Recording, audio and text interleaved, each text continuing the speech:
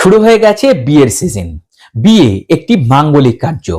এই মাঙ্গলিক কার্য যাতে মঙ্গলজনক হয়ে ওঠে তার জন্য আমরা নিয়মের কুসুর করি না, বিভিন্ন ধরনের নিয়ম নীতি পালন করে থাকি। আজকে আলোচনা করব বিবাহ অনুষ্ঠানের নিমন্ত্রণ পর্ব নিয়ে। বন্ধুরা, বিবাহ অনুষ্ঠানের প্রথম পর্বই হচ্ছে এই নিমন্ত্রণ।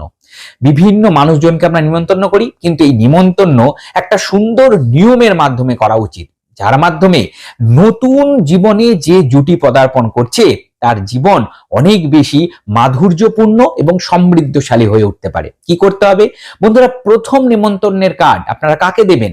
প্রথম নিমন্ত্রণের কার্ড আপনারা দেবেন সিদ্ধিদাতা গণেশজিকে এবং প্রার্থনা করবেন এই মঙ্গল অনুষ্ঠান যাতে আরো বেশি মঙ্গলজনক হয়ে ওঠে এবং কোনো বাধা বিঘ্ন না আসে।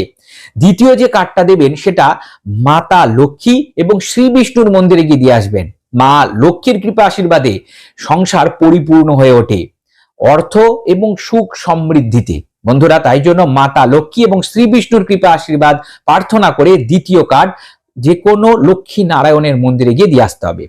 তৃতীয় যে কার্ডটি দেবেন সেই কার্ডটি আপনারা দেবেন আপনাদের ইষ্ট দেব বা দেবীর উদ্দেশ্যে, অর্থাৎ যে দেবতা বা দেবীকে আপনারা পুজো অর্চনা করে থাকেন, যাকে আপনাদের ভীষণ প্রিয় যে দেবতা বা দেবী, সেই ইষ্ট দেব বা দেবীকে আপনারা কার্ডটি দেবেন।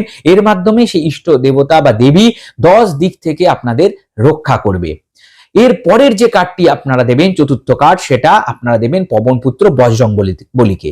পবনপুত্র বজরংবলীর কৃপা আশীর্বাদে কোনো রকম কুদৃষ্টি, খারাপ নজর এই সমস্ত কাজ করবে না আপনাদের এই মাঙ্গলিক অনুষ্ঠানে, এবং এই অনুষ্ঠান সুরক্ষিত থাকবে এবং বর কনেও সুসুরক্ষিত থাকবে।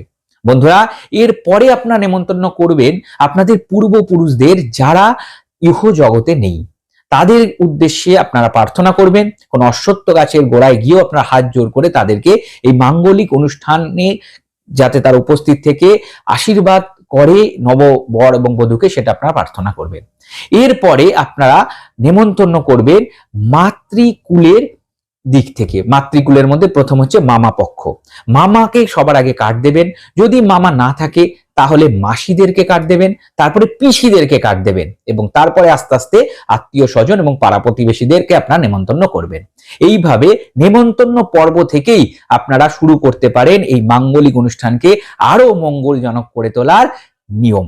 বন্ধুরা, আশা করি সম্পূর্ণ বিষয়টি বুঝতে পেরেছেন। সকালে ভালো থাকবেন, এবং যারা নতুন জীবনে পদার্পণ করতে চলেছেন সহজ ভাষা ধর্মকথার পক্ষ থেকে, তাদের সকলকে জানাই আগামী জীবনের জন্য অভিনন্দন। নমস্কার।